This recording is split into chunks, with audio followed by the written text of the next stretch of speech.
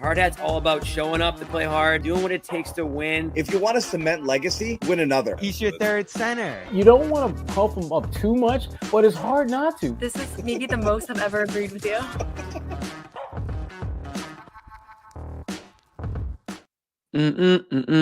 What up, Sherrod? What up, Jimmy? I don't know how to roll. I don't know how to roll the intro. I like to criticize Amit, but the truth is I don't know how to do it either. But it's all Damn good. it, Jimmy. This is where schooling fails. Damn it, Jimmy. Damn it, Amit. It's all good, though, because you know why, Sherrod? The Celtics took care of business. They keep it rolling. 123-105 dub over the 76ers, man. I mean, we're Philadelphia 76ers. How far we have fallen. I used to love playing the Sixers, Sherrod. Because I hate Philly fans. And I hate the Sixers, and I love it when they lose, and I love it when the Celtics beat them. But now I just kind of feel bad for the Sixers, man. I don't feel bad for the them fans. I don't feel bad for them at all. I don't feel bad for Philly fans because they just won a Super Bowl. Shout out you, Sherrod. But Sixers fans, like I need like angry Sixers fans. Like they're not even angry; they're just like hurt, and they're not even like they don't even care because that's how bad the Sixers are. No Embiid, no George. No Maxey tonight, no chance for the Sixers. And that's with the Celtics down a number of players as well. No Brown, no Porzingis, no Holiday, no Hauser, no Horford. I mean, we could go on and on and on. I mean, this was Tatum, D. White, and the main Celtics. It was. It really was. The main Celtics featuring Jason Tatum in addition to Derek White. I mean, this game, when I realized how this is not going to be a game we talk about for ages or even minutes. I just didn't think that the Celtics would just pull away as easily as they did, knowing how deep they'd gone into the reservoir. Where you've got Baylor banging down threes, something he's never really done. You got blowing kisses. Yeah, dude is blowing kisses to the Sixers bench like he's been doing it for years. I'm like, dude, you are still wet. You still got a little milk on your chin there, son. You're a baby in this game. He couldn't wait to blow kisses. No, he couldn't. But look, the kid, he's out there. He's finally getting it. This is like a dream come true type of game for him and a lot of those end of the bench / main Celtic guys. And they handle their business. I thought it was interesting, though, Jimmy. And this is the one part that really jumped out at me was how the Celtics finished the third quarter, nice little run, go back up, push the lead up to 18. And the blowout didn't start to the fourth, where Tatum was done for the night. It was almost as if, Tatum getting his, I think, 35 and 31 minutes. Yeah. They were Sixers done. tried to climb back a little bit, but yeah, the hurt was on. Yeah. And it was like you said, it was the kids. It was the Stay Ready crew. The Stay Ready crew was the Get Ready crew tonight. They knew going in that they were going to get their time to shine. And you look at the starting lineup: Drew Peterson, Luke Cornett, Derek White, Jason Tatum, and Nimi Keita in the game. Yeah. And I mean, a starting lineup with Keita and Peterson is something that you typically don't expect to see, and you probably won't see again. But give those guys credit for showing up and taking advantage of their playing time. Peterson unfortunately didn't get a score, didn't get a point tonight. But you got a lot of production from Shireman. We'll talk about him in this one, and we have Noah at the game. All her favorite players got a chance to shine tonight. Shireman, Walsh. You know what? I mean, Peterson. You go down the line. This is probably your favorite game. Yeah, this is just imagine Bobby Luke Cornett times 3. That's kind of how Noah is right now. She's got all of us. What's that? We got Joe live. Sorry to cut you off. Let's get to Joe. Do it. Let's do it. Whoops, right here. Whoops. There we go. Wait, can we hear him? No, I can't hear him. I can't hear him either. Wah, wah. All right, we're gonna go back to the drawing board. I'll wait to hear if we can hear from Joe. I don't think we can. But anyways, in the meantime, a game that Noah's gonna come on here and talk about to us. in a bit when she'll be able to tell us what Joe said, Sherrod, if we can get the sound. But I don't know where you want to start with this one, Sherrod. I mean, do you want to start with somebody that stood out to you? You want to start with somebody that stood out to you tonight that not maybe typically doesn't stand out and doesn't get the opportunity to? Let's talk about Sharman. Yeah, I mean, this was his moment. This was his game. He did a lot of good things out there. This was as comfortable as we've seen him in an NBA game. But the thing is, a lot of what he did tonight is what he's been doing in the G League, and that's the thing that you want to really slowly but surely see happen. And just the things that these young guys are good at, can it translate at the next level? And this was a game where, yes, a lot of the things that he had been doing in the G League actually manifest itself tonight. So we got Joe now?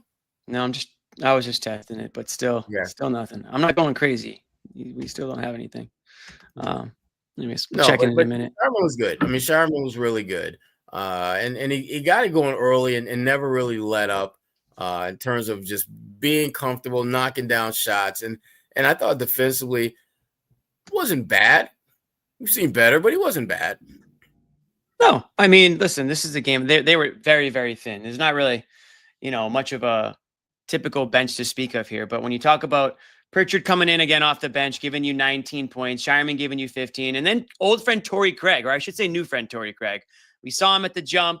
He's kind of been relegated to a deep reserve role. But again, on a night where so many guys are out, he gets 20 minutes. And I actually thought this was probably his best game as a Celtic. Let's see. Let's try one more time here. Still nothing. Say something, Joe. I am Jimmy. It's not working.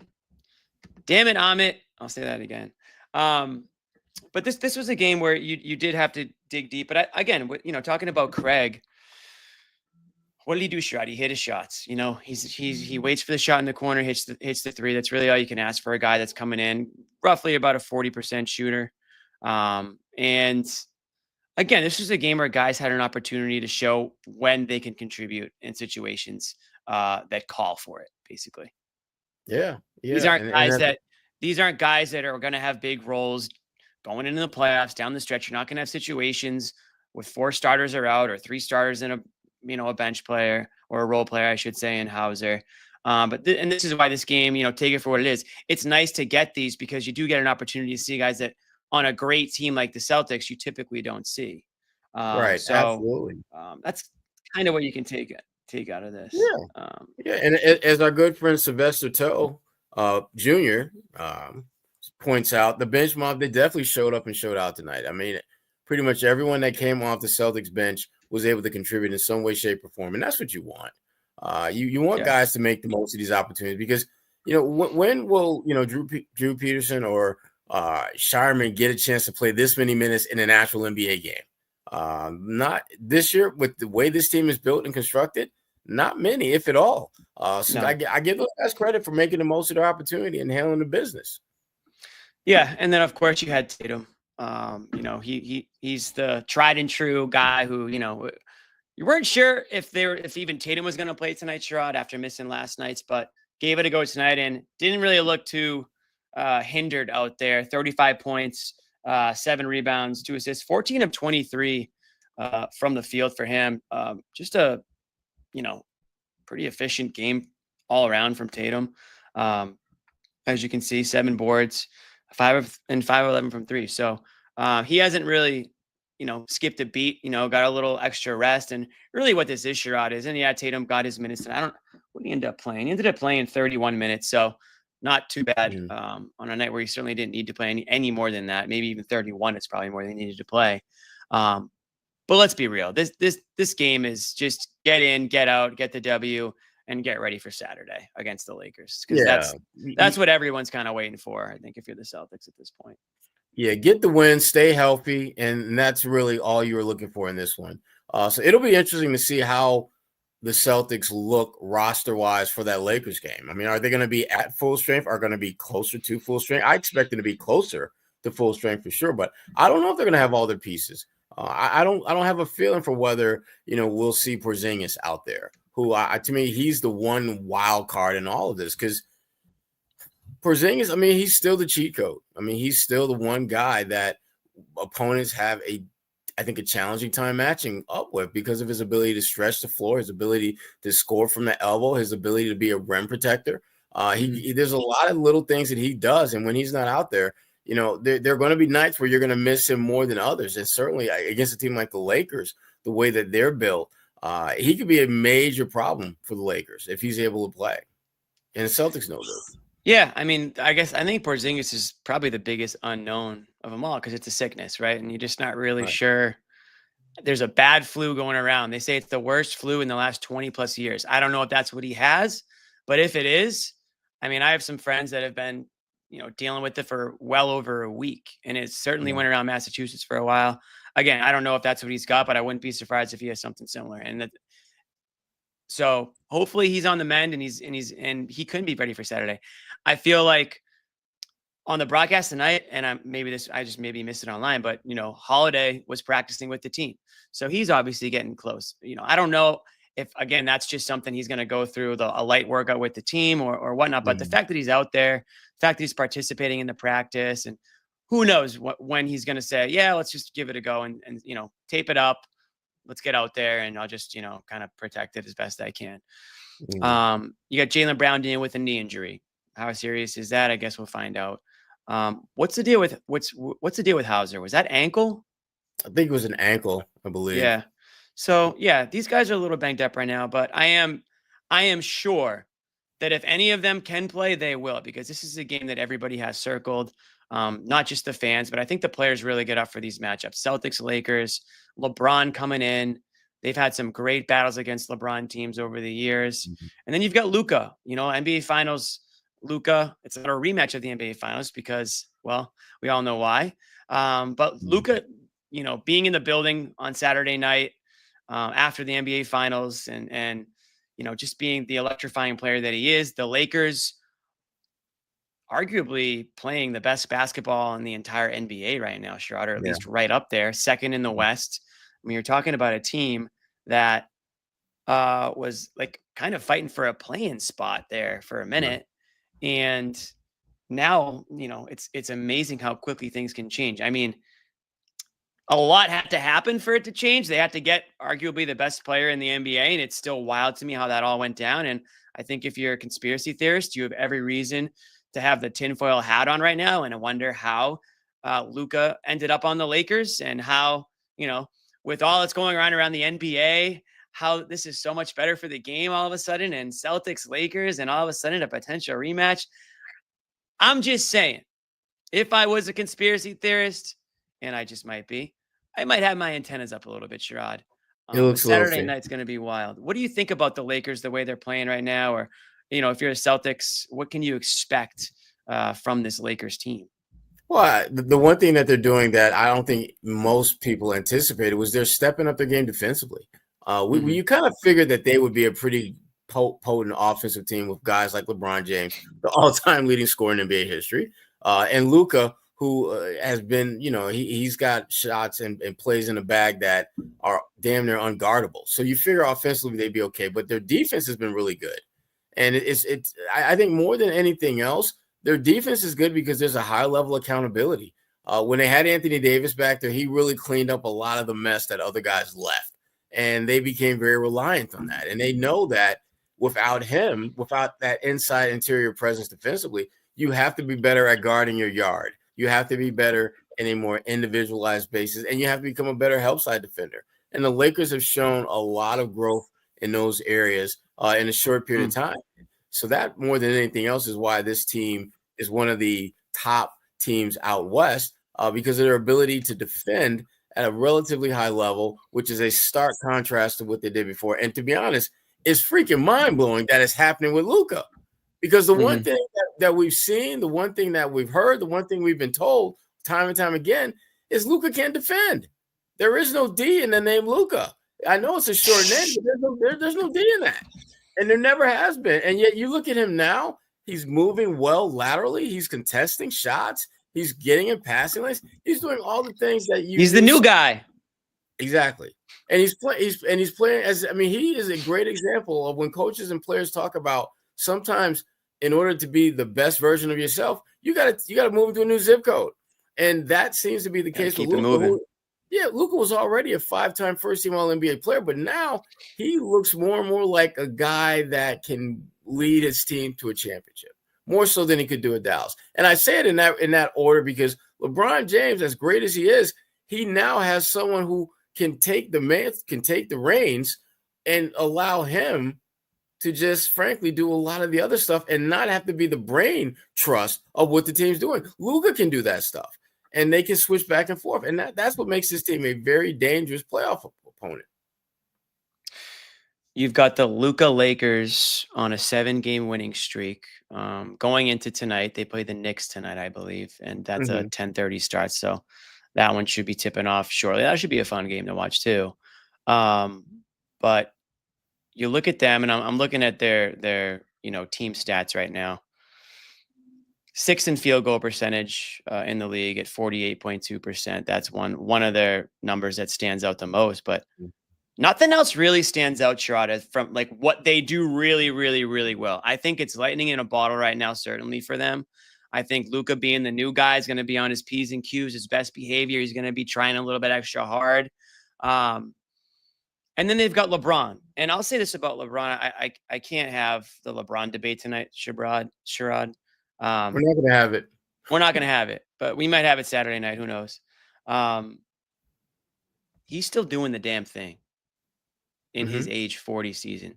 He is still the face. You want to have the face of the NBA talk? He is still the face of the NBA. And it seems like he just will be until he retires. These young kids, these young cats coming up, Sherrod, they're looking at LeBron goo goo gaga, big-eyed. Oh, that's LeBron James. I remember watching him when I was a kid, and boom, dunks on you. Boom, blows right by you. Boom, boom, drills a 3 in your face, rips a board, wins the game. There's not enough. LeBron is still public enemy number 1, and he's still the face of the NBA, and he's still carrying his team, putting the team on his back. And yeah, he's got some help now with Luka, but he's still got the team on his back, bringing them to the promised land, or at least that's the goal. And if I'm in the Western Conference, if I'm any team but the Thunder, I'm scared about the Lakers because the way that they're playing right now, the attitude they have, the swagger that they're kind of rolling with, you have every reason to believe that they are a legitimate contender. Even if you do feel like it's lightning in a bottle right now, there's no reason to believe that they can't keep that rolling as long as guys stay healthy. Well, you're talking about a team that they're the number 1 defensive team in the NBA in the last 7 games. They're on a 7-game winning streak, and they've been the number 1 defensive team since then. And so that, again, it's a little bit mind-blowing to think about them being an elite team defensively when you look at just some of the pieces. But again, the big thing with them is just there's greater accountability. They don't have the luxury of having an all-NBA defender back there with Anthony Davis. And to me, Luka has been just the surprise of all surprises with their defense because and I've always felt that guys who are elite offensive players, they're usually elite offensive players because their ability to understand angles and understand just getting to the spots where they can get their shots off and be effective. And I never understood why guys weren't able to translate to the defensive end of the floor other than the fact that they just didn't want to do it. They just didn't want to. Yeah. Luka has shown the ability since he's been in LA to defend at a high level. And that is scary because if you're getting like good or solid, maybe not spectacular, but definitely solid defense from Luka, that's going to be a problem.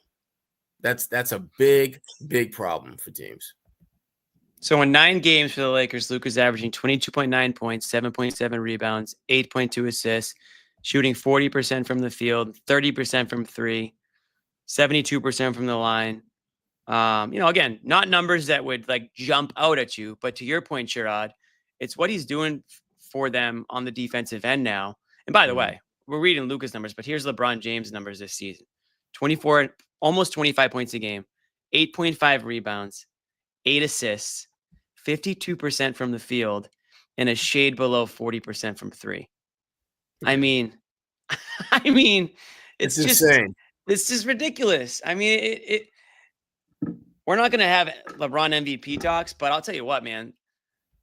you could make a weird case that he should be in the talk about it if the Lakers continued on the trajectory the rest of the year. I know wasn't even a discussion point to start the year, and I understand he's not going to win. I get it, but point I'm trying to make is this guy is still doing it and still putting up numbers that are some of the best in the NBA, all around numbers. I mean, these are numbers that we still want to see from Tatum in a lot of cases, right? Mm-hmm. A guy going into his prime. But yeah, and I think with Luka, Sherrod, maybe it is just a change of scenery, not one that he asked for, certainly not one that he expected, or, Mm-hmm. and I'm sure there was a major adjustment involved. But like you said, new surrounding, new environment, new teammates, new coaching staff, ownership, whatever it might be, organization, playing for the storied franchise in LA. Not that Dallas isn't, but all those things can spark you a little bit. All those things can light a fire under you a little bit and kind of get you a little bit more, if you were flat or if you were uninspired. I'm not saying Luka was, but if he was, and if he was lacking on the defensive end because of it, or lacking on his diet because of it, all the talk about him being overweight, something like that can drastically reshape things for you and can kind of put you back on track and put you in the right direction. And believe it or not, there is another level to Luka's game, and it does kind of start on that defensive end. Well, the one thing that Luka having gone through all that he's gone through since leaving Dallas and the way he left Dallas, there's another new thing that he has: motivation. Right. He's got motivation. I think all players, I think, are motivated to some degree, but it's hard when you've been a 5-time All NBA player to just motivate yourself. It's like, what can I do to get better when I'm already in that short list of the greats? Well, getting your ass traded for an that can humble you, Anthony Davis, to play with arguably one of the greatest, if not the greatest player ever in LeBron James. That's motivation to be great, because now all of a sudden Lakers are literally bringing you in the fold so that LeBron, when he's ready to walk away from the game, will pass you the baton, and then you become the face of the franchise for one of the just 2 or 3 most iconic NBA franchises. The Celtics obviously in that conversation as well. And so if you're Luka, there's a different kind of motivation for you to be great. You always wanted to be great, but now you got a chance to not only be great, but be part of a great franchise. A franchise has a different level of expectations from their best players. In Dallas, it's like, make a deep playoff run and we're happy. Win a championship, yeah, that's great too. But if you can make a deep playoff run, that's more than enough to satisfy them. In LA, hell no. They're trying to win chips. Believe me, they're still, they recognize the fact that they're 1 behind Boston. They recognize that. That's all they want to do. That's all they want to do. Right. There's certain organizations where it's that's the goal every year, pretty much, right? I mean, Celtics being one as well. That's what fans expect. That's what the organization expects, and that's what they're used to, and that's the goal. You try to design your team, and I'm not saying I'm not saying realistically you can make that happen, but certainly you have that in mind. And when you have a LeBron James team, that's the goal. LeBron James is not on your team to rebuild. He's not on your team to, fight for a play-in game.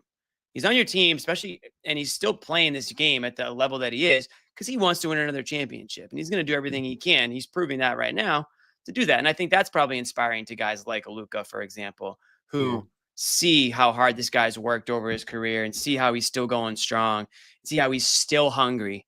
A guy that probably doesn't need to be, a guy that already is considered by many the GOAT, and he'll never be considered that by everybody. He knows that, and he's not going to change anybody's mind. I shouldn't say that. I think he could still change people's mind over the course of time. But he's bringing them together. They're coming along here, and Saturday night's going to be electric, absolutely electric. We'll get into a little bit more when Noah jumps on the show. We did get a question earlier. I don't want to skip it. Thank you, Dylan, for the super chat. Circle back to the game here. And again, the Celtics did play a game tonight. We understand that it's not going to go down as one of the most memorable games of the season, unless you're, Shireman or Walsh or Peterson. Maybe you remember this one a little bit more. But if you're a Celtics fan, or if you're the Celtics organization, this is a game you just wanted to get the W and move on. Dylan asks, what are your thoughts on how the guys played tonight, especially the bench guys, pacing, hustling, movement, etc. Sherrod. This This is a tough one, and only because here's what you got to take into account. Did they play well? Absolutely. Lots of guys played well, did a lot of things that we weren't really sure they could do in an NBA game. That was great to see. But you can't ignore the fact that they did it against a team that is, if you're just being honest, they're trash. This Sixers team is NBA trash. That doesn't mean that they're horrible players, but as a team, collective group, they're not very good. So it's hard to get a true gauge on whether, the Celtics young players, those bench guys, or they playing well because they were ready for the moment and they took advantage of it, or were they playing well because they were ready for the moment and took advantage of a really bad team, or is it a combination of the two? Mm-hmm. I prefer to lean towards them recognizing their opportunity and making most of that opportunity. But I can absolutely see a case for, their success was a little bit inflated because the team they played was very deflated. But again, if you're the Celtics, Jimmy, to the point that you made earlier, this game was not about setting career highs or giving a chance to kids to get out there and play. This was about getting a win and getting out of the game healthy enough so that you've got as close as you can to your core group intact for that Lakers game on the weekend. Yeah, I think if you did want to, single out specific players, I think this is a game that, Shireman will talk after the game. I'm sure Noah's going to get an interview from him. We're going to hear from Joe. We do have the interview from post-game press conference from Joe that we're going to put up in a minute after we finish this convo. And I imagine he was asked about Shireman. I liked what I saw from him. He was very active out there, up and down the court. He didn't look shy. He took 7 threes. I mean, let me get the let's see what that ain't shy. are. Taking 7 ain't threes. Shy. No, not at all. Let me see if I can take this comment down here. Here we go. Whoops, sorry. Hide. 15 points, 5 of 10 from the field, 3 of 7 from 3, 3 boards, 3 assists, and a plus 18. Yeah. And just under 30 minutes. And that's great. Yeah. I think his career high was 5 points going into this game. Obviously, with an opportunity tonight, he was given the green light to, look for his shot, take his shot when the ball comes to him. It looked like guys were purposely trying to get him the ball. I love the hustle I saw in the fourth quarter there, diving practically sliding, I should say, practically into the first row behind the basket, trying to save a ball from going out of bounds. And then the blown kisses, Sherrod, a little swagger from the rookie. I don't know if he's going to have a little talk with Jason Tatum about the shot celebration here. I don't know how many guys can be blowing kisses at once on the court, but we'll give it to him tonight. This was a good night for him. 3 3-pointers. And, coming into the NBA or when he was drafted, guy was known for as being a scorer, straight up. We haven't really been able to see it yet, but certainly you get an idea of why that's kind of been his MO. Yeah, absolutely. And it's tough when you're a rookie in this league and you're playing for a really, really good team, established team full of veterans, particularly players at your position. So you need these opportunities to showcase what you can do. Because there's a lot of uncertainty. I mean, the Celtics have already shown that, they're not willing to cut you loose if they don't feel that you're growing at a rate that they feel comfortable with. I mean, we saw the second-round pick, the Watson kid, he got cut loose, and that was a guy that, remember, shortly after the draft, people were talking about he might be the guy that could potentially, be the next Al Horford. And, now he I think got picked up by the Knicks, I believe. But even if he sticks around for the rest of the season, he's a guy that's probably going to have to make sure that passport is updated because he's probably going to play in some third world country or second-rate league.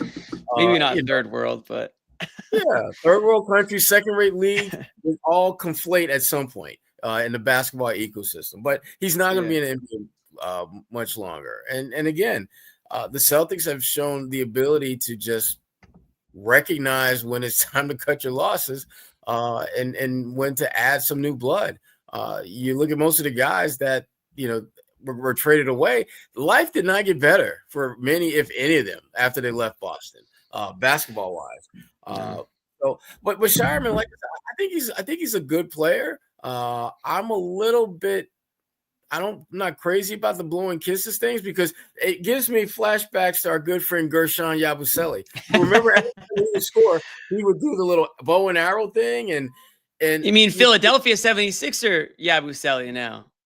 Yeah, the Philadelphia 76ers, who was, got sent away from Boston and was out of the NBA and had an amazing Olympic run that got him back into the NBA. Yeah, that Yabusele. That guy. Yeah, he had we all remember the bow and arrow. Yeah, dancing bear. Yeah, I think we'll see what happens with the Shireman case. We'll see if we keep seeing it or if it's already retired. Speaking of the Sixers, Sherrod, you mentioned one former old friend or one old friend, another old friend on the Sixers tonight, Lonnie Walker. Oh boy, damn! Couldn't make the Celtics. Went overseas, came back, signed with the Sixers for a multi-year deal for short money. Finished with 17 points tonight, 6 of 13 from the field. 5 3-pointers for Lonnie Walker. So Lonnie Walker can still do the damn thing too. However, I will say in the plus minus department, he was a minus 25. But I mean, really not that much worse than the rest of the guys he was playing with. I was going to say that number to me is more of a reflection of the guys that he was on the floor with than is him. Exactly. Yeah. Lonnie he was off the bench for them, 17 points. And this is one of his better games since he's been with them, for sure. But again, Lonnie is doing the one thing that the Celtics, I thought, needed to address in some capacity, and that's add more shooting. As crazy as that may sound, they don't really have a lot of guys that can create their own shot off the bench. And Lonnie, I thought, gave them another dimension. But I get why they didn't. I mean, I get why they did what they did. It was a money thing. It was one. It had nothing to do with his talent, nothing to do with his potential, nothing to do with what they thought of him as a player, and everything to do with the money. Yep. And it kind of sucks, but again, the kind of checks that the Celtics have cut, you give them a little grace in not adding a player who would be a significant financial burden on them, who may be what, 9th, 10th man, maybe. Yeah, I mean, it hasn't come back to hurt them at all. I mean, this would have been the type of game where you would have used them, and the Celtics still pulled off the W anyways. We're gonna get to Joe Mazzulla press conference, but first, let's talk to everybody about our friends at Prize Picks. That's right. What is Prize Picks, you ask? Well, it's the best place to get real money sports action. With over 10 million members and billions of dollars in awarded winnings, Prize Picks has made daily fantasy sports accessible to all. You just pick more or less, Sherrod, on at least 2 players for a shot to win up to 1,000 times your cash. Not 100, not 500, 1,000. Run your game all season long on Prize Picks. Again, guys, it's the best place to win cash while watching sports. You join over 10 million users and sign up today. They offer Venmo, Apple Pay, MasterCard, and more for quick and easy deposits into your account. And I got to say, with the Celtics and Lakers coming up Saturday night, that's Prize Picks is going to be the place to go to, maybe add a little juice to the already entertaining game. Put a little bit more or on mustard on things. So if you download the app today, use the code CLNS to get $50 instantly after you play your first $5 lineup. Again, download the app today, use the code CLNS to get $50 instantly after you play your first $5 lineup. What will LeBron James end up with? Will Tatum play? I'm sure he will. It's going to be an unbelievable game. So again, Prize Picks, run your game. And Sherrod, let's just go right into Joe and see what he had to say. And I will say, if we do hear from anybody on the podium, we'll cut out of Joe, we'll go to the podium, and then we'll come back to Joe. So let's see here. Demanding of Nimi and grateful that he allows you to coach him that way. What were the points of emphasis when you were getting on him in the first half, and what did you think of his bounce back? Yeah, I mean, I just think he had some opportunities to, finish plays in the paint, and with them blitzing and changing defenses. We have to be able to punish that. And, I thought in the first half he was just a little hesitant, on those. In the second half, he did a great job of finishing them. And so, when you're hard on a guy like that, I told him that yesterday. I truly think that he has a chance to be a good player in this league, and he's won games for us. And it's hard sometimes when he doesn't get to play all the time, but that can impact his value. So I really believe in him, and he's got a chance to be good. So he's got to stay on him. The Lakers coming up on Saturday. You guys are playing well. They're playing really well. How has the addition of Luka changed that team? I mean, obviously, his ability to score. I mean, it looks like they're playing with a level of joy. Level of also got joy. firepower, also really good in defense. I think since the trade, they're like #1 in defense. So well-balanced team, and it's going to take a connected game on both ends of the floor. You're a student of the Boston Celtics. You understand the history. You understand the rivalries. How do you enact that as the coach? Do you put extra emphasis on those rivalries, or are you able to compartmentalize that? I mean, I would try to treat every game the same.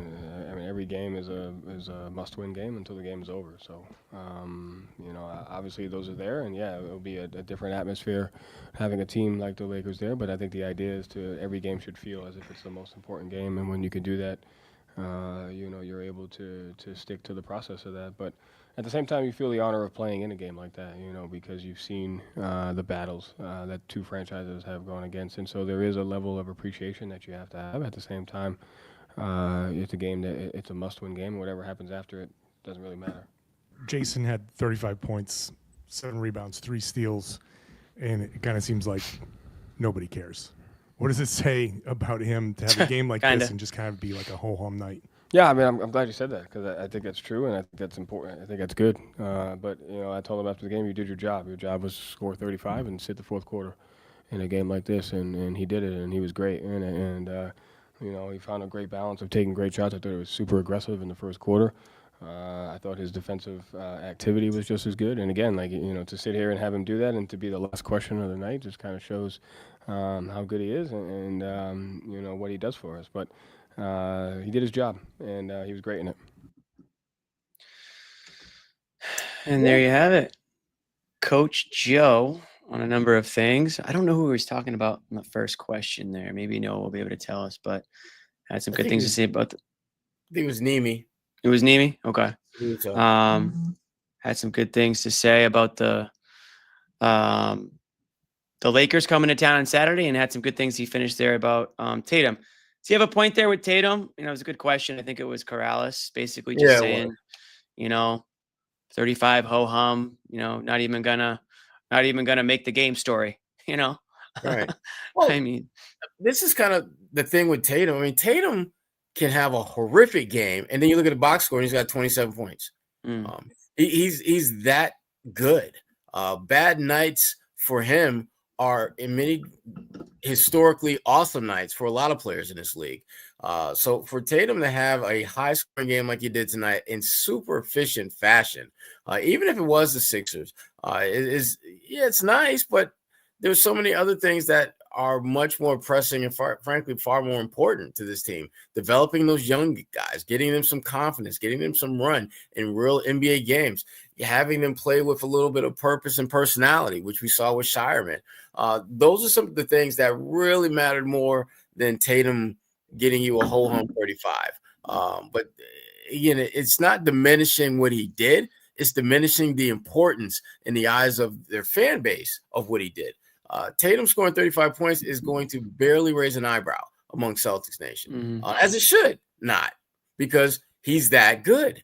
But Shireman going off for 15 or 13, whatever he had, and Nimi doing some great things, yeah, that's worth talking about. So this was a game that I think went according to plan. If you're Joe Mazzulla and the Celtics, exactly how you wanted it to go. Yeah, and I keep saying it, but it's just going to be one of those games where Tatum does his thing, White chips in, Pritchard chips in. You got 19 from Pritchard tonight. Not the 43, Sherrod, but we might be a little spoiled now because on any other night we're talking about another great performance from Pritchard off the bench. 4 of 8 from 3, 4 boards, 6 assists. I mean, just another all-around game. It seems like he's in another gear out there, regardless of whoever he's playing with, whether he's playing with the bench unit, whether he's playing with the starters, regardless of what time in the game, regardless of whether or not he's just fresh off of a 40-plus point performance where I'm sure he was, a little winded after that one. But he seems to be really hitting his stride right now for the Celtics team. And again, it says a lot that even with the amount of players missing tonight, Mazzulla does not want to mess with the with the Pritchard mojo that's got going on off the bench. It's almost just like, yeah, it would have made sense to start Pritchard in the sense where start your best player sort of thing. But on the other hand, he's comfortable starting the game off off the bench. These guys get into a little bit of a routine, right? Why mess with it? At this stage, if that's what he's comfortable doing, he's great at it. He comes in during the game, can change the pace of things if he needs to, can, kind of punch the opposition in the face a little bit. Maybe take some of the starters out if they're at the point of where they're looking for a win, and he comes in and he's running laps around people. So, I thought, if you ever thought, oh, well, Pritchard, and we asked the question last night, is Pritchard a starter on this team? And we all know he's not this year, but at some point maybe he can be. But we got an answer tonight on whether or not he's a spot starter at least this season, because this would have been the game that you could have done it for sure. Yeah. And Pritchard is a guy that, again, I think he's in this kind of, back and forth space where he's getting the ability to carve out his own role while the Celtics are trying to figure out what's the best role for him to carve out. And I give him a lot of credit. He is making the most of his opportunities to showcase what he can do. People forget that this guy asked for a trade, a while back. And basically the trade was because he thought he could do more than what he's given an opportunity to do. And give him his props. When they traded Marcus Smart, they traded Malcolm Brogdon. That created a clear avenue for him to step in and do some of the things that he's been doing. And the Celtics haven't really looked back since then. No. And, again, Celtics with the 123-105.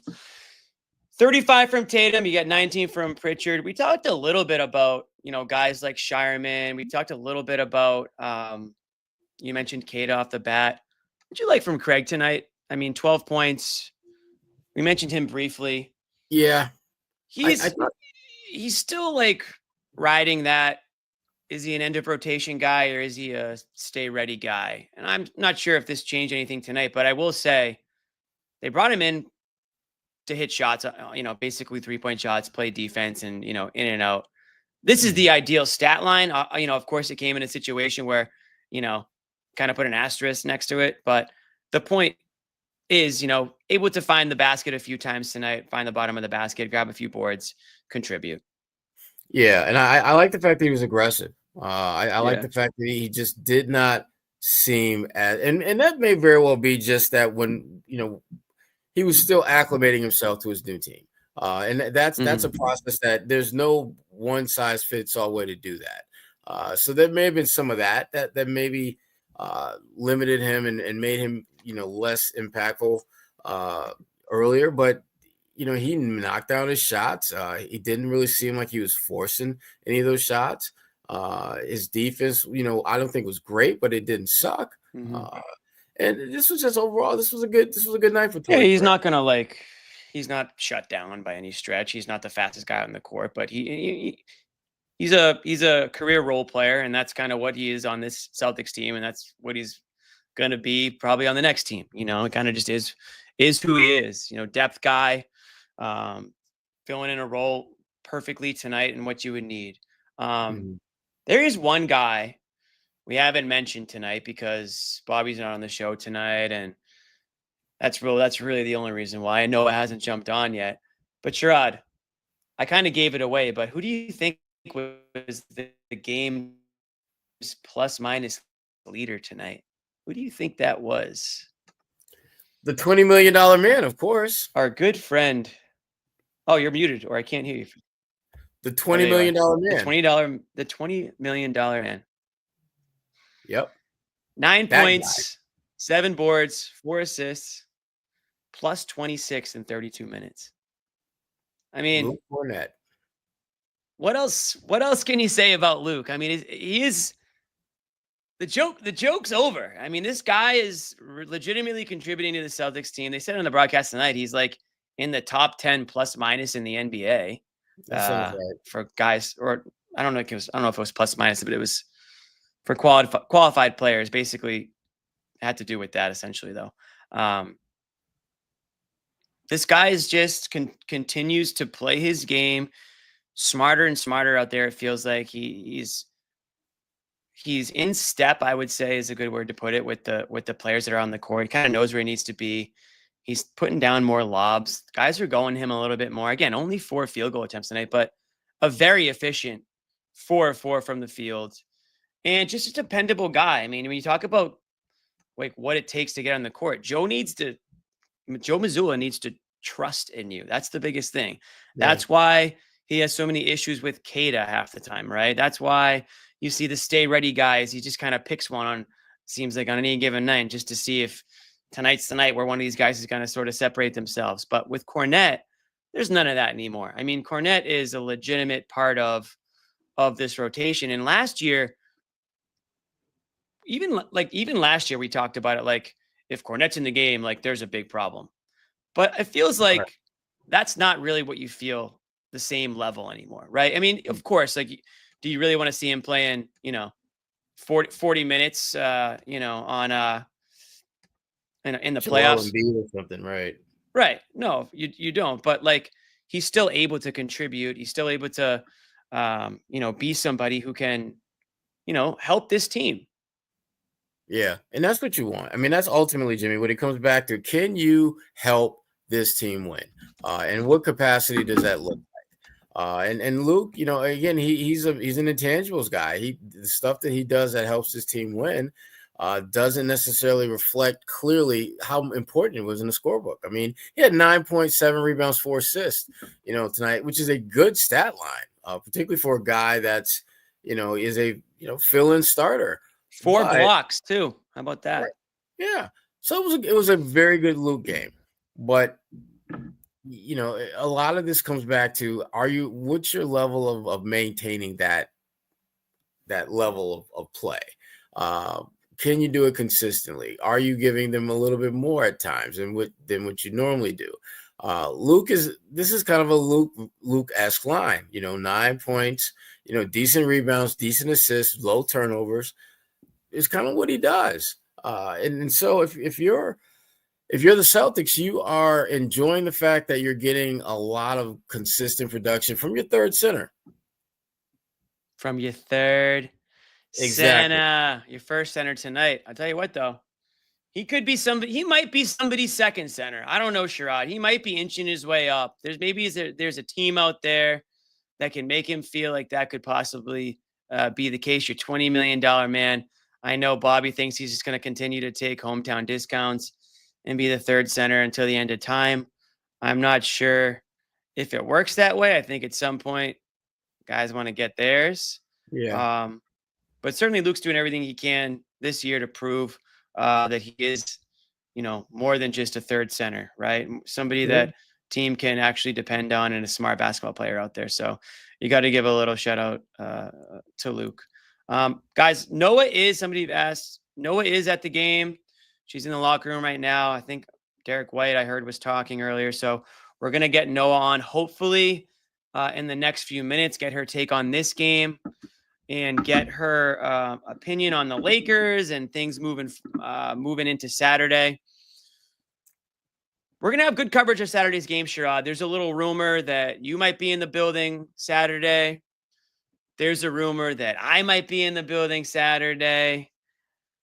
The old A team, Sherrod, might be making a little bit of a comeback here. So CLNS, Noah's going to, everyone's all hands are on deck for this game because it's a big one. It feels good, actually, Sherrod, to have a little Celtics Lakers rivalry feeling. There's been seasons where it's lost that luster. You don't have to fake it. You don't have to fake it.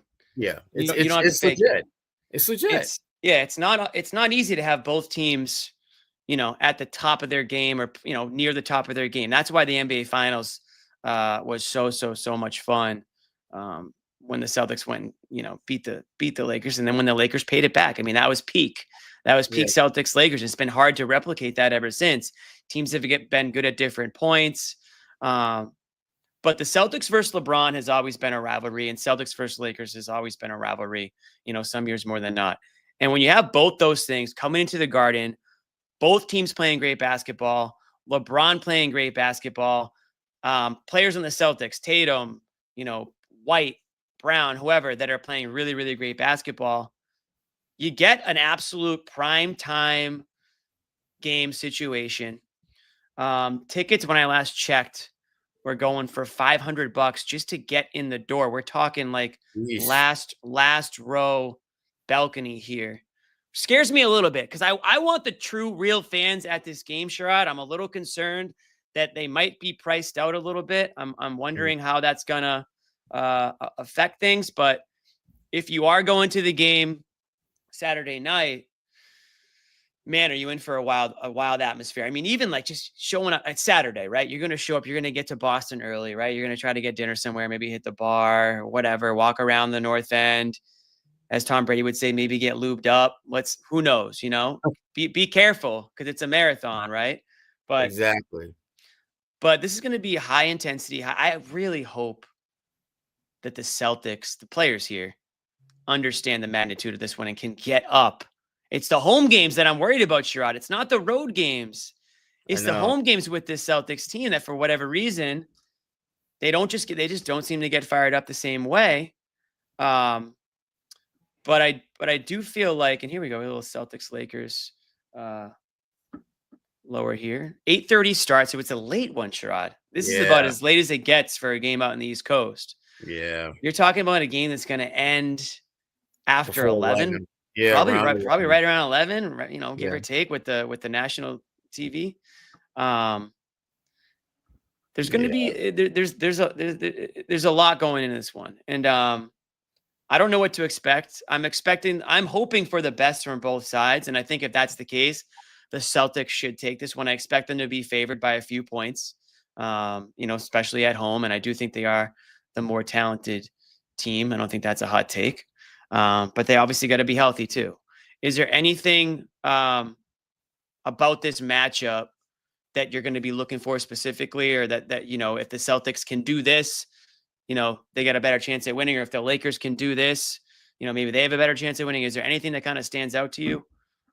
I mean, other than I think the obvious, which is the Luka factor, but more to what I'm looking for is just how they defend as a group, because the Celtics force you to play great team defense in order to limit them, because they've got so many different guys with Jaylen Brown, Tatum, Derek White, Pritchard coming off the bench, Al Horford, lots of different guys that you have to really have at the top of your scouting report.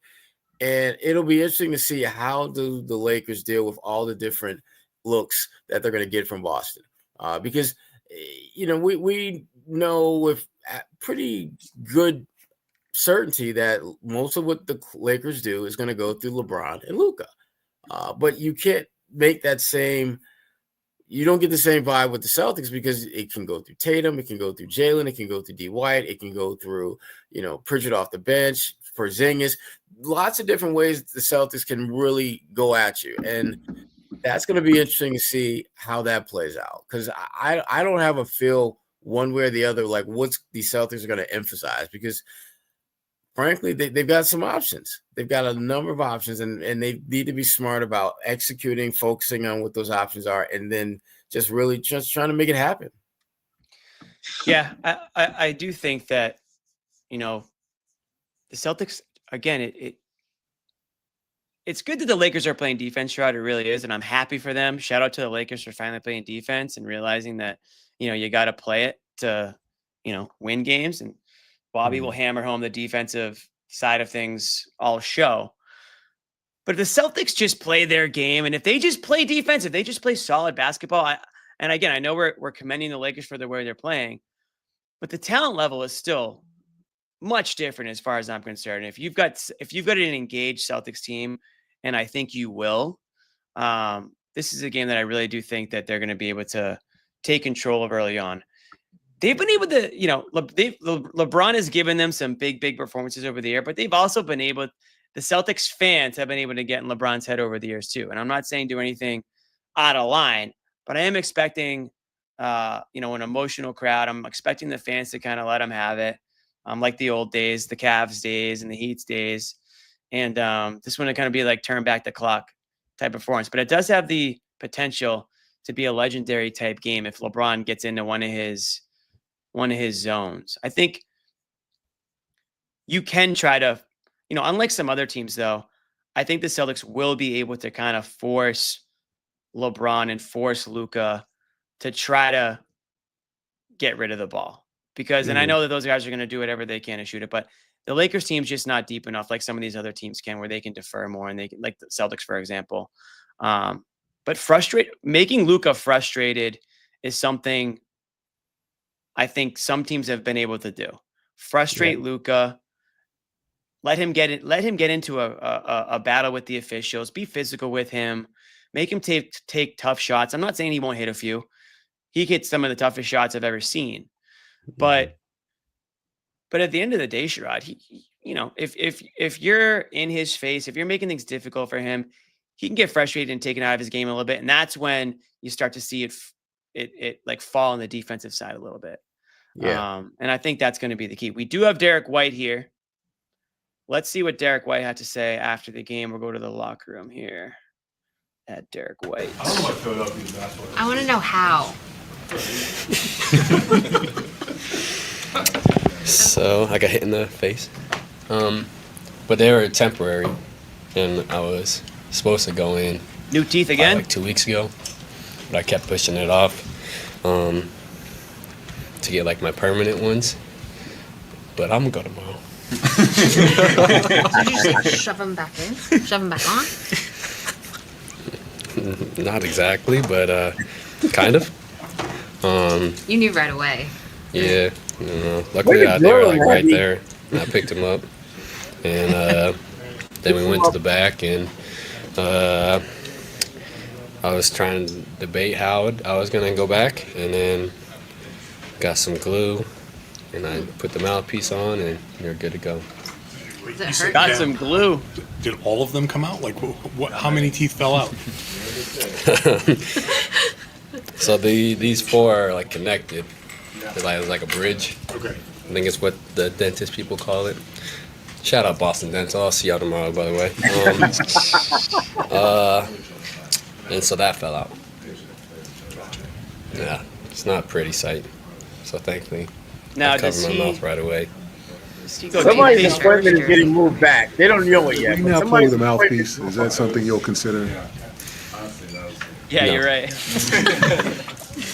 I'll consider it though, but no. So Derek, unlikely. I get playing through something like that in Game 5 of the NBA Finals, but this is random game in February, like or March, like why'd you go back out? Well, after the glue and the mouthpiece, I figured Got nothing better to what's do. the worst that could happen, and then as long as I didn't take the mouthpiece out, and so I'm already here. just get back out there and keep the mouthpiece in. That's kind of how I thought about it. Did you think like, oh, here we go again when it happened?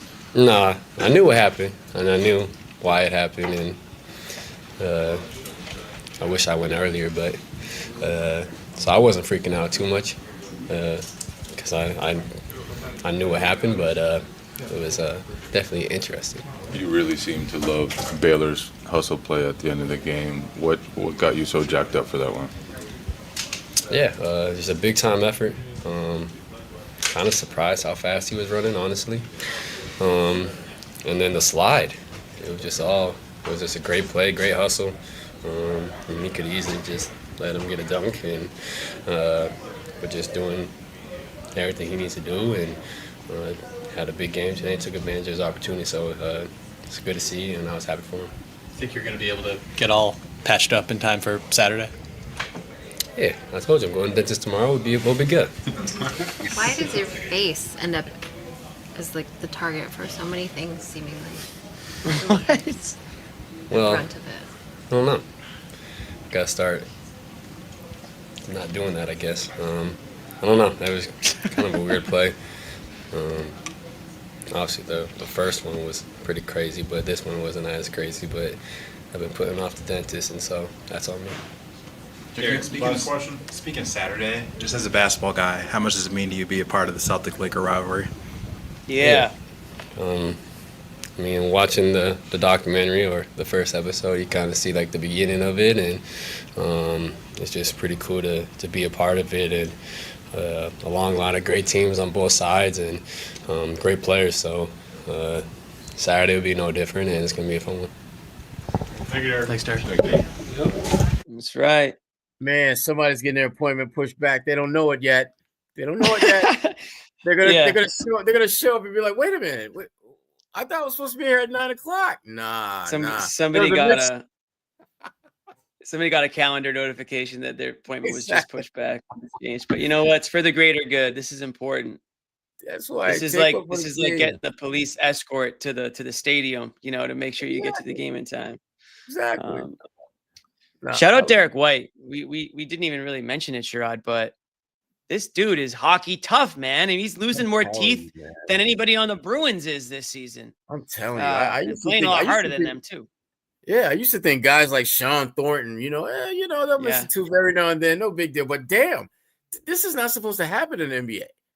You're not getting into fights. You're not doing the kind of things that lead to you having your mouth smashed in. Derek White, he just hustles. He just works hard. I love his attitude about it, though. Does he wear a mouth guard? Can't remember. I think he does. If he doesn't, he's going to. Somebody should have asked him if he goes water, toothpaste, or toothpaste water on those teeth. That would have been the people need to know. Oh yes. Does he make the toothpaste water sandwich, or is he? Do you even need to brush fake teeth? Yeah, that's a good question. You do? You do. I mean, think about it. If you have dentures, you gotta have some way to keep those things clean. Either brush them or you put them in a little. I remember my grandma, she used to put them in like this little, almost like a petri dish, and then there'd be like some fizzy stuff in there that cleans them. So it's not brushing, but there we go, Brandon. Well, yeah, Brandon knows what's up. No. Listen, I know that you got to wash your retainers and dentures, but if you just have teeth glued I gotta believe you brush them, because if you don't, they'll be discolored from the rest of your teeth. Yeah. They will. But you're not gonna. I guess you're not gonna get a cavity though. No, right? Because it's not real. I guess you're not gonna get a cavity if you're just in between. Whatever. I mean, they'll figure it out. But point is, Derek White's got to. Abby's kind of said it. She's like, bro, you got to kind of take care of your face a little bit better. You might eat. But hey, we appreciate the effort. We appreciate the physicality, the charges that these guys take, the blocks they jump up for, the balls they dive for. Shout out Shireman. I mentioned it earlier in the show, Sherrod, but I guess Derek White was a big fan of that slide from Shireman in the fourth quarter there, and it was good to see. And one of the other thing I want to mention that I think White may have mentioned it last night, or maybe it was a different player. It could have been Pritchard. But it is pretty cool that this Celtics documentary is coming out when it is. Because I think hopefully what it's doing is giving this current Celtics team a little history lesson, a little, Celtic pride history lesson, if you will, right? Because I think, these guys are so young now, right? I mean, it's hard for them to really put themselves back to those years and the history and what it means for the fans and for the organization and things. But when you have this documentary coming out and the interviews with some of the all-time greats and the footage, you get that. I don't know how you couldn't help but feel like this is something special that I'm a part of. And to have that going on as they kind of go, I think Bill Simmons must have done this on purpose. The timing of it is perfect. Run right up into the playoffs, right? Kind of get everybody fired up, get the fans something to look, even for some fans that might not know a whole lot about it. We get a lot of young fans out there now that, their favorite players are Tatum and Brown because they don't remember what it was like to watch Paul Pierce play even, right? So you can imagine how much further back it goes. You think that's kind of a cool, or do you think that has and the reason I bring it up is because Derek White mentioned it just now in the post game. And I know somebody mentioned it yesterday and it could have been him again. No, I think it's very cool because one of the knocks against this generation of players is that they don't understand nor do they appreciate the foundation that was laid out before. Oh, shoot. Hey, Oh, wait. To play at an all NBA level. There we go. What goes through your mind when you think about what LeBron's doing at age 40, and how does he look different with Luka as a running mate? Yeah. I mean, as much as we probably talk about LeBron, we probably don't talk about him enough, right? Being 40 in his 22nd season, playing at an all NBA level is incredible. Testament to the work ethic that he's put in, to his game, to his body, to stay at the best shape, to be able to compete and perform at the highest level for, over 2 decades now. Something that we should all strive to do, even if it might be unlikely. But it's a joy to be able to compete against him, in these matchups, for however long we get to do it for. What's your reaction when you see Derek's teeth pop out the way they did tonight, and then see him check back into the game a couple minutes later? Start checking my shit, make sure I was good. I mean, tough, right? It happened Game 5 of the finals last year. So you just hate to see somebody deal with the same thing over and over again. But I was surprised he came back. But competitor. Translation, I wouldn't have came back. Always wants to be out there. So, I'm glad he's doing all right. Jason, a situation like tonight, obviously both teams sitting a lot of guys. You're playing a lot of guys that won't normally play, but it's still you and Derek and Peyton out there. What do you do for guys like Baylor and Drew and other guys that may be looking around trying to defer to you, but you need them to just play basketball? How do you approach that? How do you get them to kind of just be comfortable? Yeah. I mean, it's a balance, right? Like, you want to instill confidence in guys. But, I'm not out here like holding your hand in the sense of like, be a basketball player. I tell Baylor, Jordan, all those guys, like, yo, when you get out here, make a play on whatever, both ends of the floor. When you open, shoot the ball. You have a closeout, attack it, make the right read. Just don't be a robot. Be a basketball player. Do what got you here. And when be a robot. Are in these moments, it's all about making the most of it.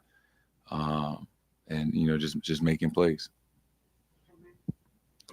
Jason, obviously the Sixers are a big rival of the Celtics. You have history against this team. Lakers, the rival, right? I asked Joe about this. He said, you got to treat every game that's in front of you like it's the most important game, but you can't ignore that there's heft to these rivalries. So I want to ask you the same question. How do you kind of like de-emphasize that the rivals are in town, and then also give it kind of the historical oomph that it deserves and kind of has earned? Yeah, I mean, I obviously understand the history between the Lakers and Celtics. I would say from my time in the league, like, I wouldn't look at the Lakers as rivals. We only play them twice. The teams that we've played over and over again in the playoffs, Philly would be one of them, and the other teams as well. But you respect and understand the history and all the guys that wore the Lakers and Celtics uniform and what it means to the game of basketball and the NBA. And it's an honor to be a part of that for sure. So, I'm certain everybody's looking forward to that matchup, as they do, every single year. Joe said after the game that he told you that your job tonight was to score 35 and set the fourth quarter. Is that something you're aware of going into a game like this, or is that kind of a... Why did Joe say that? I mean, Joe always tells me, each night is solving a puzzle, right? And tonight looked different. Playing with different lineups, understanding that, Nick Nurse and his staff, they do different things defensively, boxing 1, triangle 2. They just throw different things at you. And, Joe just came up to me before the game, was like, yo, it's a unique puzzle that you got to figure out tonight. And he was just like, I look forward to seeing you do that. Not necessarily score 35 and sit the fourth, but that works too. You've played with a lot of rookies over the years during your time as a Celtic. What stands out to you about Baylor and just like his competitiveness? And it seemed like he looked kind of more veteran out there, I would say. What kind of stands out to you? Yeah, I think, obviously played in college a lot longer than guys that maybe were one and done. But his understanding of the game, very high IQ player, knows where to be on the floor. Spacing wise, obviously he took some charges tonight.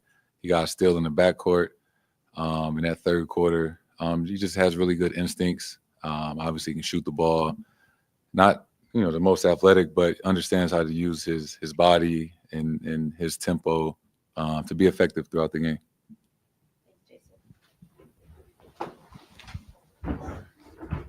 All right. Jason Tatum, everybody. Some interesting thoughts on Celtics Lakers rivalry, or maybe lack thereof, Sherrod. And I get it. I really do get it. Like we said, it's not easy to have both those teams kind of line up and be great at the same time. The reason why that rivalry escalated to where it did, 10 years ago, or however many years ago it was, a long time ago now, 15, geez, it's because they met in the NBA Finals. And so that's when you built it. Because he's right. Teams out west, it's hard to feel that same level of, competitiveness or rivalry or hatred, if you will, because you see them twice a year. And it's too bad. Maybe the NBA should think about changing that. Who knows? Do you really need to play the Raptors 4 times a year? Probably not. But to his point, teams like the Sixers, teams like the Heat, the Knicks, maybe, those types of teams are the teams that he's used to seeing a lot of and sort of developing more of a rivalry. So I get it. But on Saturday night, you're going to get a playoff atmosphere type game. Could be an NBA Finals preview type game too. Obviously the Lakers would need to pretty seriously upset the Thunder. But, with the way things are going, would it really be that crazy? Would it be that out of left field? No, it wouldn't. But that's really what I think it would take for the Celtics Lakers to get to that level where it used to be in terms of rivalry, hatred, whatever word you want to use. I'm hoping that the documentary might spark that a little bit too, but obviously it's not going to do anything, before Saturday's game, because it won't even be another episode out until then. But what, thoughts on anything Tatum had to say tonight? Well, a few things. First of all, whether it was his role or. Yeah, just his comments about the rivalry, I thought were very on point as far as the mindset of today's player. He recognized the historical nature of playing the Lakers, but he's kept it 100. We only see them twice a year. So how can we really be rivals? And you're right, Jimmy. The rivalries are built in the playoffs. When you think about, even some of the mini rivalries, like when the Celtics had that, there was like a 2 or 3 year stretch where, they had beef with the Wizards. A lot of that manifests itself in the playoffs. When you look at the battles that they've had with Milwaukee and some other teams in the Eastern Conference, the playoffs are where those battles are amplified. And the reason is because there are no excuses when you get to the playoffs. When you lose to a team in the regular season, it could be on a back-to-back. It could be you missing one of your core players. There's just a long laundry list of reasons why you either don't win or you win convincingly. But playoffs, none of those reasons matter because it is survive and advance. That's all that matters. And if your team isn't built well enough to survive and or advance, it's a wrap. Your season's done. And that finality is where the rivalries begin because there's more at stake. And players typically play with a different kind of intensity, a different kind of passion, a different kind of edge when you have all the chips on the table. And we've seen that historically with the Lakers and the Celtics. We saw, what was it 2010 last time they met in the finals? Yeah. So we know what that looks like. We know what that feels like. And Tatum would have a very different take on the Lakers-Celtics rivalry if they met in the playoffs, in the men in the finals. There's no doubt about that. No doubt about that. Tatum was cheering for the Lakers the last time the Celtics and Lakers met in the I playoffs. guarantee you he will not be cheering for the Lakers if they met in the playoffs this year. Not this year. But who's getting his first taste this season? The rivalry is the rookie, Sherrod.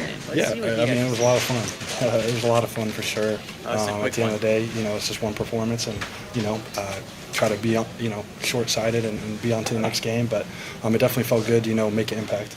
You blew a couple kisses after your threes. Were they chirping you? Yeah, I mean, every time you shoot by the bench, you know, they're always saying hell nah. So I'm having to turn around and give them a little kiss.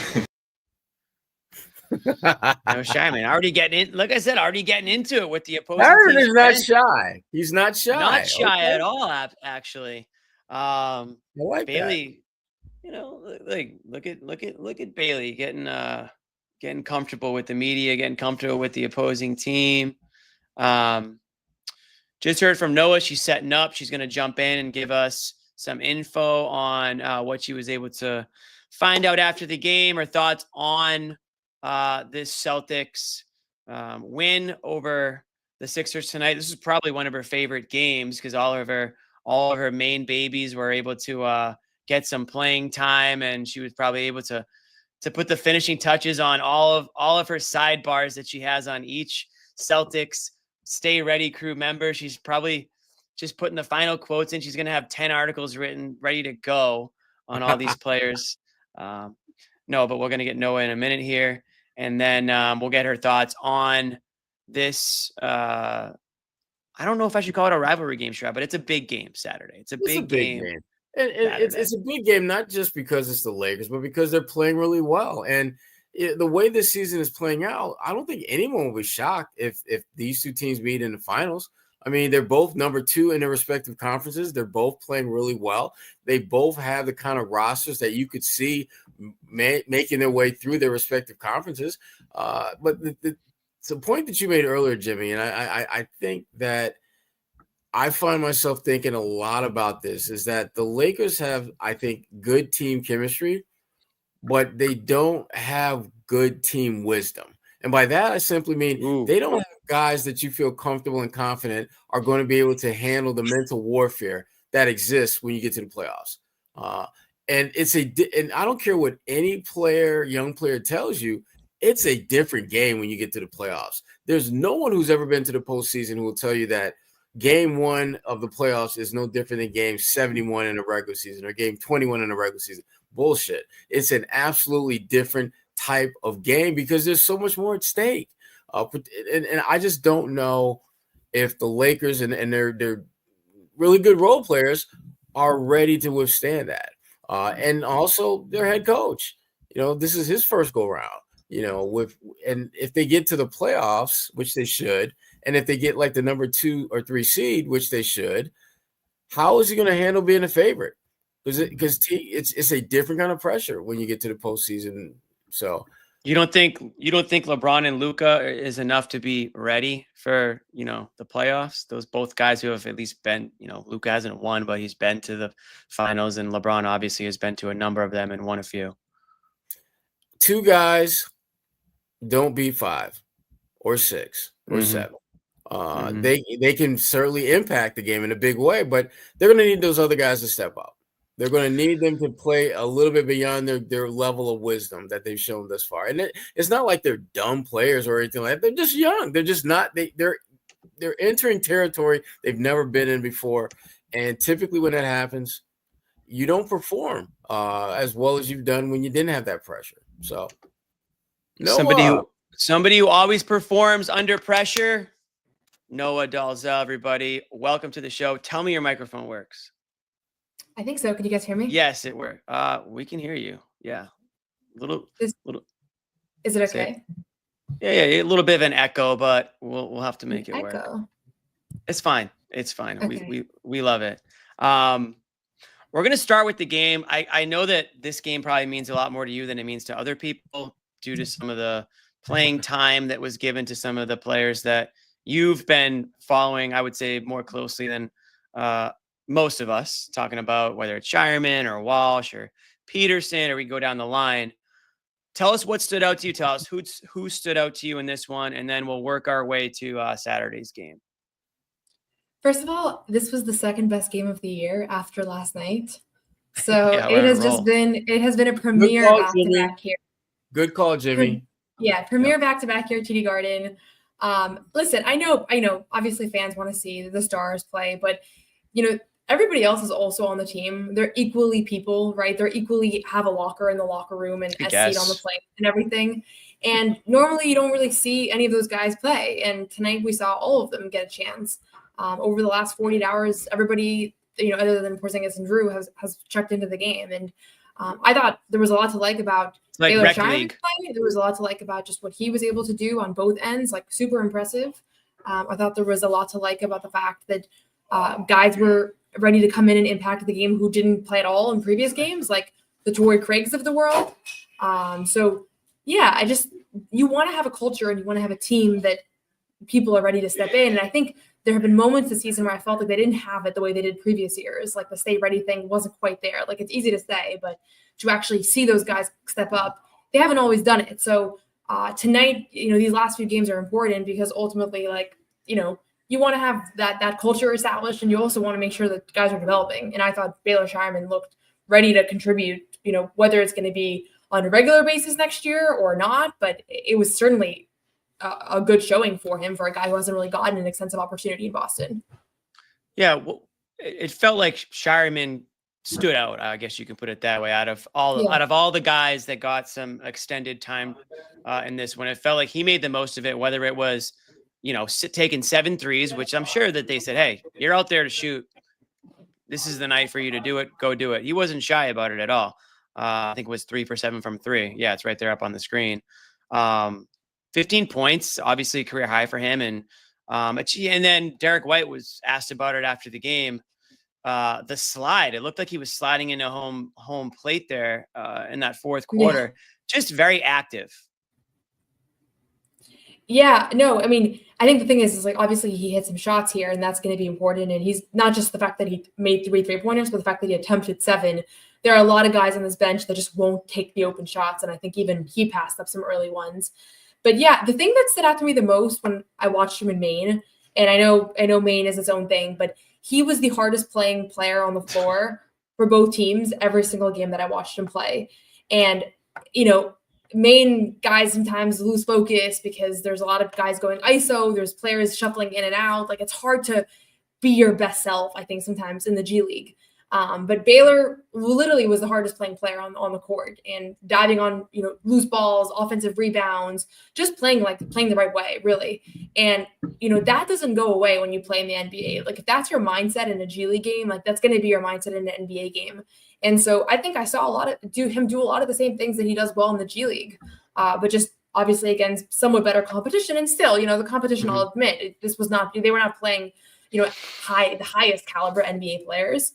But you saw him impacting, just making the right play at the right time, drawing a charge, getting a loose ball. Like those were not coincidences. Those were things. That's what he is known for. That is why he was drafted. That's why he's been a successful basketball player. And you heard Tatum say, like, he's not the most athletic, but he kind of does the most of what he has.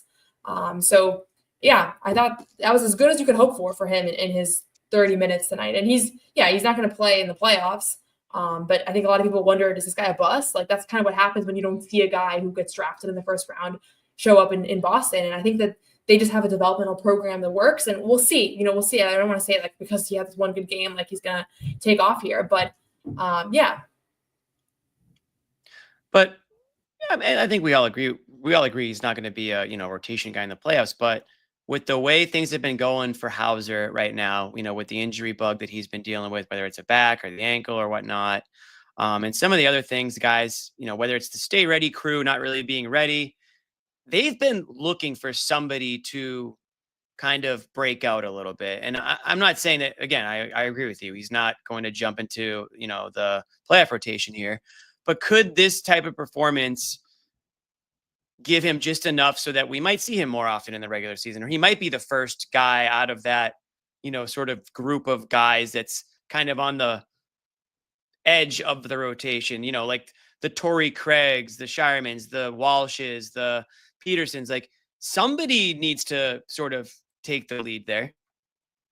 Yeah, I don't think anybody's established themselves as like the backup wing. And there is a question like Drew. I didn't think Drew Peterson was going to start today, but he gets that opportunity. Jordan Walsh got the opportunity last night. Like, I wish I understood the rationale better for some of these decisions. I don't know if they're kind of random or if there is something in the film that's pointing Joe towards different guys in different days, because sometimes I don't see it.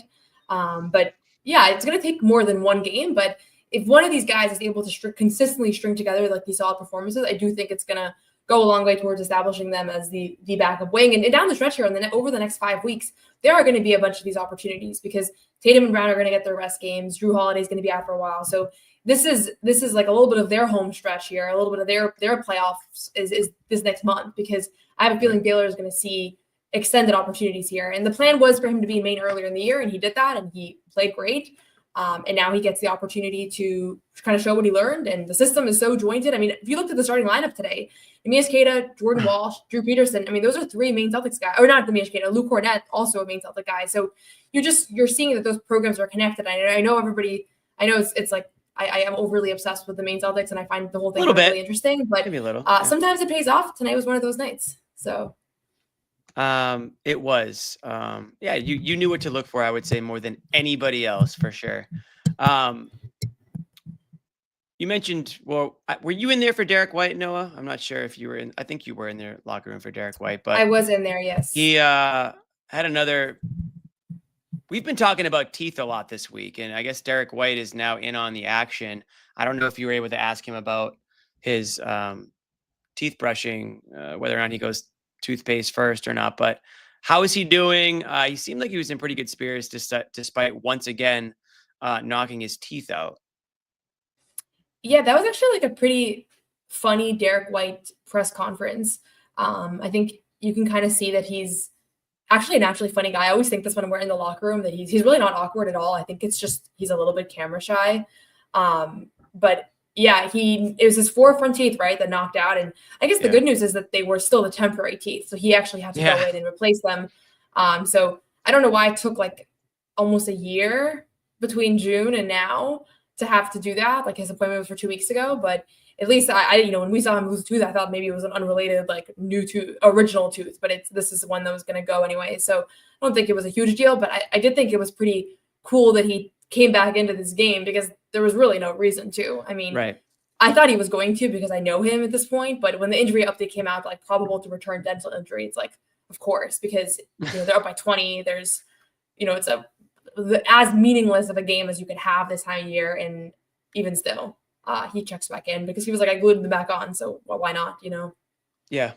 Again, we didn't mention him, and that was kind of the question. I think one of the reporters that mentioned to Joe is like, we haven't even really mentioned Jason Tatum tonight, but goes out there, drops 35, 3 quarters, and kind of just ho hum, goes about his business, and that's kind of it. I mean, it says a lot about, I guess, where he's come as a player, where you don't really even bat an eye. But I mean, what was he able to give them tonight? It looks like he's feeling okay, I guess, after missing last night's game. Yeah, I don't think his injury was ever much of a thing, but yeah, I mean, this is what you hope, right? When you look at the injury report and they're down so many rotation players, you hope that the 1 or 2 guys that are available are able to step up and kind of dominate the game. And this one just looked easy for him. Like he could have had more. He, finished with 35. He could have probably gone for 50 if he had played a little bit longer and enforced it a little bit more. But yeah, that's not what he's going for right now. You see these guys, they're not vying for triple doubles or point totals or whatnot. Like they talked about that last night as well. But it really resonated for me what Pritchard said last night after the game about how like he didn't know that last night was going to be his night. It just so kind of happened to be that the ball was finding him.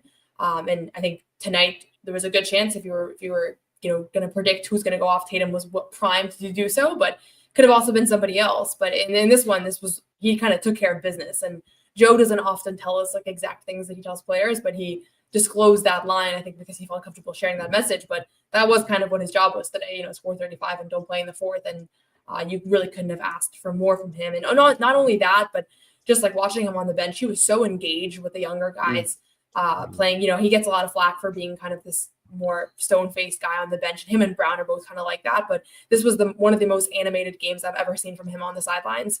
Like everything that Baylor Shireman did, every loose ball, hustle play, Neemias Queta alley-oop, like he was celebrating it like it was the NBA Finals.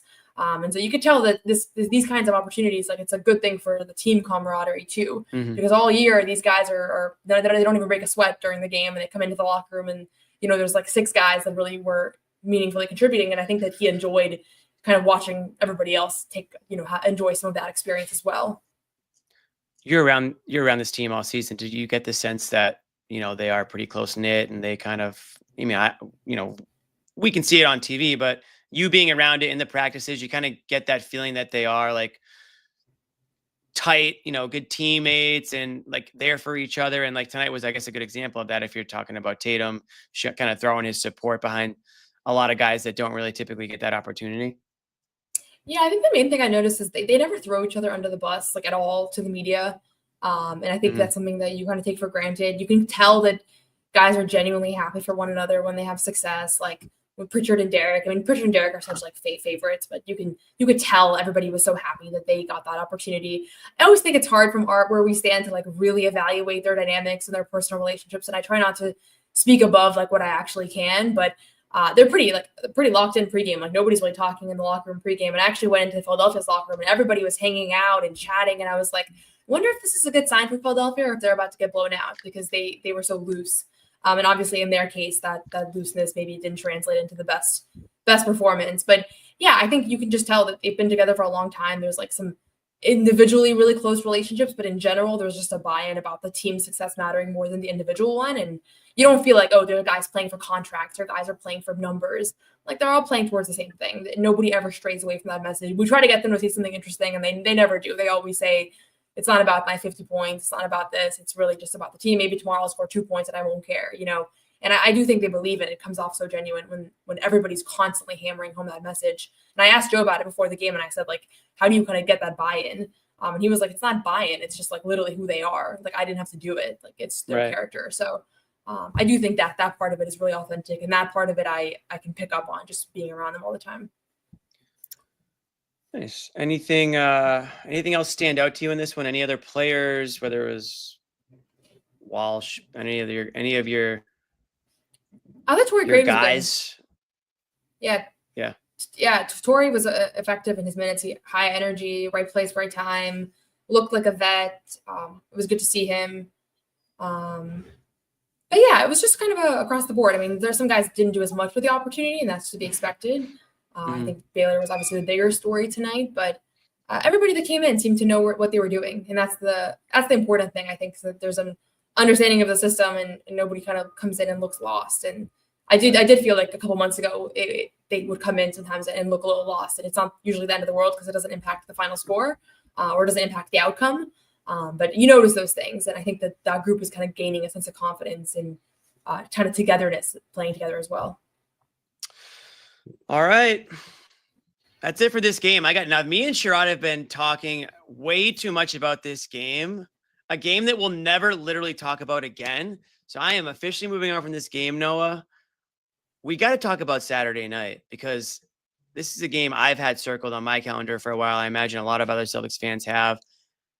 I don't know how Celtics players really feel about it compared to, they asked Tatum about it and I thought he had a pretty good answer, basically saying like, I don't really see the Lakers as a rival, but I understand why they are considered one based on the history of, the two organizations and the going, the battle of the banners and the, NBA finals matchups that they had over the years. Do you get the sense that the players are like gearing up for this one, or does it feel like just another game? Are you excited for it? What can you tell us about the Lakers? What are they doing well right now with Luka now on the team? Hit us with some facts. Yeah, the biggest thing is that the Lakers have had the best defense in the NBA for the last 20 games. And I don't get it. And I haven't watched enough Lakers basketball. The biggest thing I can attribute it to is maybe knowing that Anthony Davis isn't there to bail you out. Like everybody else has just stepped up their individual game. And then obviously guys like Jared Vanderbilt, who I think the league at large is not anticipating his return. The Lakers really were, and he's back and he's been really impactful. But yeah, it's kind of interesting. So I'm just looking forward to seeing that defense in action. Obviously, there's the storied rivalry between the two franchises. I think it hasn't really played out a whole lot in this generation, and this could be the beginning of an era. I think the Luka and the Celtics already have some history, obviously. Jalen and him went at it in the finals. I think Tatum has a little bit of an extra edge whenever he's asked about him. I think that there's a little bit of a competitive fire there too. So I think this will be a great game, and maybe the sign, the beginning of a new dynamic between these two teams, because LeBron, I don't want to count him out. He might have some years to play, but Luka obviously is the future for that franchise. And I think it'll be a good one. And it's the most expensive regular season game I have ever seen on Game Time. Me too. I haven't been looking for that many years, but for the last few years, definitely. So hopefully we get some good, excited fans in the building, because sometimes I worry that the fans are priced out. So I'm sure this will have a great buzz. Saturday night. This is like the most prime time you could get in every aspect. So for a regular season game, this is as big as it gets, and the fact that it's his debut here. We haven't seen this team before, so I'm sure it'll be great.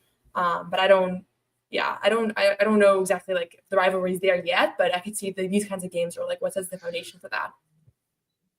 I think I think you hit the nail on the head. These are the games that set the foundation. This is going to feel like a playoff atmosphere, certainly leading up to it, during the intros, the tip-off. Anytime LeBron is in the building, you get that extra energy. There's a lot of LeBron fans end up showing up. There's a lot of Lakers fans show up, right? That's why these tickets are going for what they are. Not just Celtics fans are willing to pay this amount of money. You're getting Lakers fans that will pay that much. You're getting LeBron fans that are going to pay that much. And yeah, you get a recipe for I agree with you, Noah. I can't remember the last time for a regular game. I'm not talking about a game that included like a banner or a jersey retirement or anything like that, but just a game. This feels like one of the most expensive tickets I've seen. I can't even think of another time. So maybe ever, maybe I'm missing something, but for a regular season, it does feel that way. I'm excited even for it. Last year after the Warriors finals, like even those kinds of games didn't get up to this price. Right. There's a lot of excitement. And I mentioned it earlier. If you're a conspiracy theorist, you might wonder how Luka ended up on the Lakers, but it is good for the league. It's very, very good for the league. I think there's not a lot of games in the NBA regular season that like the country watches, but I do feel like that's going to be the case Saturday night. It's going to have that like almost like a football feel to it. I feel like when there's a big football game, Sunday Night Football or whatever, everyone's kind of watching it. I feel like that's going to be this game Saturday night. It just kind of all works out that way with it being an 8:30 p.m. start. CLNS will have you covered. There's a big rumor going around, Noah, that I'm going to be in the building, and I can confirm that to be true. So the game just got way more interesting for you. First of all, we're gonna be doing some work together. Maybe pregame, maybe postgame. We'll see. But I'm excited. It should be. Oh, you're coming as a reporter. CLNS will have you covered. I think. Oh, I'm coming with the press pass, baby. Oh my God, I can't even pick. Which, by the way, I was told to ask you about some interaction you had with Brandon Bass back in the day. We can save it for offline, but I just wanted to know that the whole week was talking about it, so they're going to be happy to have you back. My man, BDB. Brandon Bass. Me and Brandon Bass, we've had some conversations. Yeah. It doesn't stop there. But yeah, me and Brandon, let's just say so I'll be looking forward to hearing about that on Saturday. Yeah, he didn't always agree with some of my line of questioning. We can just leave it at that. But that's okay. Really? A brutal line of questioner?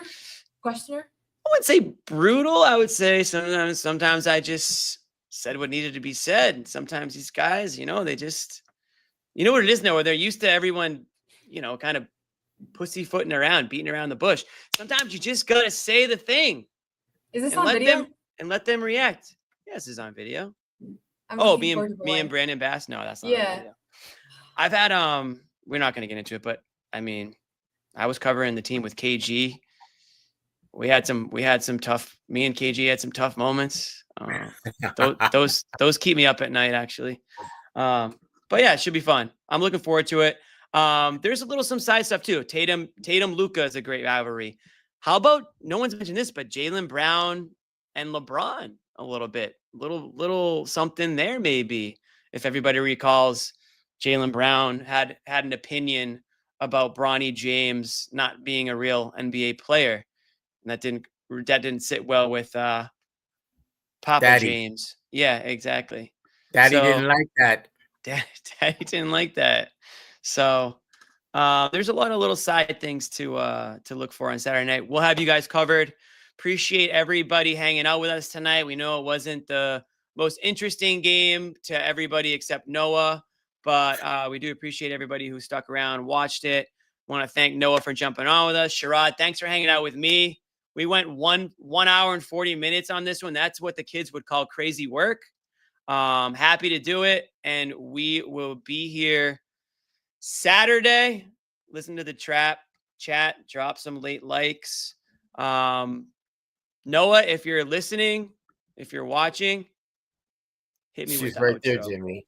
Not Noah. Amit, if you're listening. No one's And- sneaking a vegan brownie by me, I'll tell you that. Okay, you know what, John? We're gonna do it. You have to feel that way too, Bobby. I have to Same. feel that Same way. to you. Let's slide Al over and make Luke your first center. Bobby, we gave you Luke hour early. We're not going to end this on a damn conversation about Luke